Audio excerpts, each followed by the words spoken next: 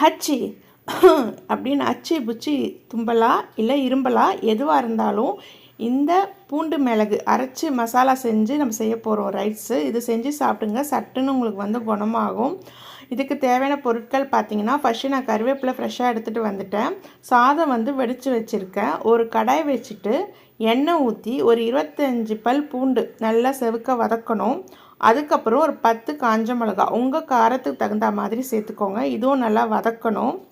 அப்புறம் அரை ஸ்பூன் அளவு சோம்பு, கால் ஸ்பூன் அளவு சீரகம் இதையும் நல்லா வதக்கிக்கிட்டு ஒரு 10 முந்திரி பருப்பு எடுத்து வச்சுருக்கேன். இதையும் போட்டு நல்லா வதக்கிக்கோங்க. கடைசியாக கருவேப்பிலையும் போட்டு நல்லா வதக்கிக்கோங்க. பூண்டு நல்லாவே உங்களுக்கு செவக்கணும். அப்போ தான் அந்த வாசனை வந்து ரொம்பவே நல்லாயிருக்கும் அந்த சாதத்துக்கு. கடைசியாக வந்து கருவேப்பிலை நல்லா பொரிஞ்ச பிறகு கேஸ் ஆஃப் பண்ணிவிட்டு ஒரு ஸ்பூன் அளவு மிளகு சேர்த்துக்கோங்க. இந்த ரைஸ்க்கு காஞ்ச மிளகாவும் மிளகும் தான் காரம். நம்ம மிளகாத்தூள் எதுவும் சேர்க்க போகிறதில்ல. ரொம்ப ஈஸி, சட்டுன்னு செஞ்சிடலாம். இப்போ நம்ம வதக்கி வச்சுருக்கிறது இது நல்லா ஆறட்டும். அதே கடாயில் நான் ஒரு ஸ்பூன் அளவு நெய் சேர்த்துக்கிறேன். உங்களுக்கு நெய் பிடிக்கலைன்னா நீங்கள் எண்ணெய் கூட சேர்த்துக்கலாம். நல்லெண்ணெயில் செய்யும்போது இன்னுமே நல்லாயிருக்கும். இப்போ நெய் உருகின பிறகு கடுகு வந்து சேர்த்துக்கலாம்.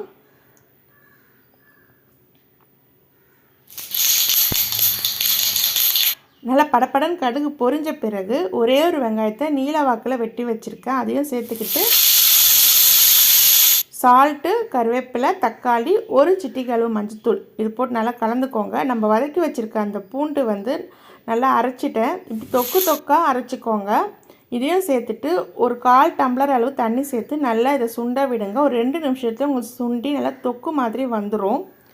இந்த டைமில் கேஸ் வந்து ஆஃப் பண்ணிடலாம்.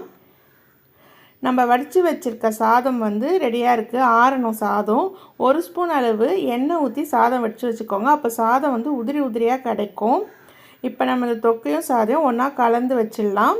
இந்த சாதம் வந்து ரொம்பவே சூப்பராக இருக்கும். சூடாக சாப்பிட்டா அது ஒரு டேஸ்ட்டாக இருக்கும். ஆறி நல்லா ஊறின பிறகு அது வேறு டேஸ்ட்டாக இருக்கும். அந்த தக்காளியோட புளிப்பு, மிளகோட அந்த காரம், காஞ்ச மிளகாவோட அந்த ஃப்ளேவரு, அப்புறம் பூண்டோட அந்த வாசனையோடு அது கொடுக்குற ஒரு டேஸ்ட்டு எல்லாமே சேர்ந்து ரொம்பவே நல்லாயிருக்கும்.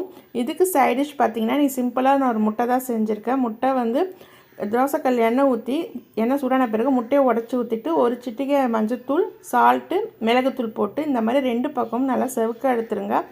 ரொம்ப ஈஸி இது. இந்த சாப்பாடுக்கு ரொம்பவே நல்லாயிருக்கும். உங்களுக்கு இந்த மாதிரி செய்ய பிடிக்கலைன்னா முட்டை வந்து நீங்கள் வறுத்துக்கோங்க. உருளைக்கிழங்கு வறுவல், வாழைக்காய் வறுவல், சிக்கன் வறுவல் கூட ரொம்பவே நல்லாயிருக்கும். இல்லை சிப்ஸ் எதுனா இருந்தாலும் இந்த சாப்பாடுக்கு ரொம்பவே சூப்பராக இருக்கும். இதே மெத்தடில் ட்ரை பண்ணி பாருங்கள். பசங்க வந்து நீங்கள் லஞ்ச் பாக்ஸ்க்கு இது கட்டி கொடுத்தீங்கன்னா கண்டிப்பாக மிச்சம் இல்லாமல் எடுத்துகிட்டு வந்துடுவாங்க. இதில் பூண்டு போட்டிருக்கோன்னு சொன்னால் யாருமே நம்ப மாட்டாங்க. அந்த கருவேப்பிலை நம்ம அரைச்சி சேர்க்கறதுனால உடம்புக்கு ரொம்பவே நல்லது. லஞ்ச் பாக்ஸுக்கு கண்டிப்பாக வாரத்துக்கு ஒரு தடவையாச்சும் இதை பேக் பண்ணி கொடுங்க. ரொம்ப ஹெல்த்தியான ஒரு லஞ்ச் பாக்ஸ் ரெசிபி இது. உங்களுக்கு இந்த வீடியோ பிடிச்சிருந்தா மறக்காமல் நம்ம தேவதை குயில் சேனலுக்கு சப்ஸ்கிரைப் பண்ணுங்கள் ஃப்ரெண்ட்ஸ்.